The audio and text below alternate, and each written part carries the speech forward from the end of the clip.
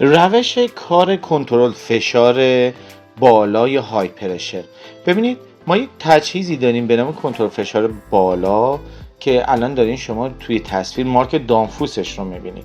این تجهیز برای مواردی هستش که فشار کندنسول افزایش پیدا میکنه و ما بخوایم قطع بکنیم مدار فرمان رو و باعث نشیم که کمپرسور ما به دلیل کارکرد توی فشار بالا دچار آسیب بشه، افزایش دما، افزایش فشار کندنسور رو سبب بشه. راه چک کردنش چیه؟ ترمینال 1 و 4 رو دارید میبینید. میخوایم چک بکنیم، باید با اوهمتر این دو ترمینال رو چک بکنیم و وصل و قطع کنترل فشار رو میتونیم از طریق این دو ترمینال چک کنیم. اما روش نصب رو باید لوله‌ای که میگیرید از بالای لوله بگیرید، نه از پایین لوله. انشعاب اگر از پایین لوله گرفته بشه، روغن میتونه روغن بیادش توی کنترل فشار بالا تله بشه و فشاری که میخونه کنترل فشار داره خطا باشه. رنج و محدوده تنظیمات قطع رو دارید توی تصویر میبینید. ما یه دست چپ یه رنج داریم، یه محدوده تنظیم داریم. برای مثال در حدود 250 PSI و سمت راست یه دیفرنشیال داریم. این دیفرنشیال ما دوباره یه چیزی تنظیم کردیم در حدود 4 بار.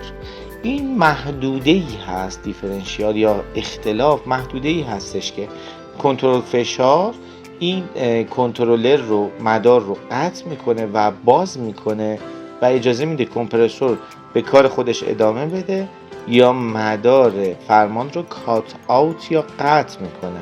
یه نکته خیلی مهمه، توی هر سیستمی ما نیاز هستش که این تنظیمات رو تقریبا منحصر به فرد انجام بدیم.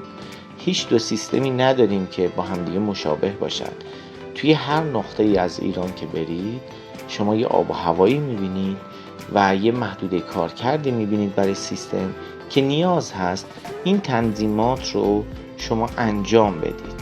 پس نیاز هستش که آشنایی داشته باشیم با رنجش و همینطور با دیفرنشیال ما. پس فشار کارکردمون، فشار استارت کارکردمون، فشاری که شروع میکنه به کارکرد دوباره کنترلر، میشه فشار قطع ما منهای اون دیفرنشیال. مثلا فشار قطع رو تنظیم کردین رو 300 و دیفرنشیال گذاشتین رو 20، پس رو 280 مجدد اجازه استارت به کمپرسور رو میده. ببینیم به این نکات باید حتما دقت بکنید.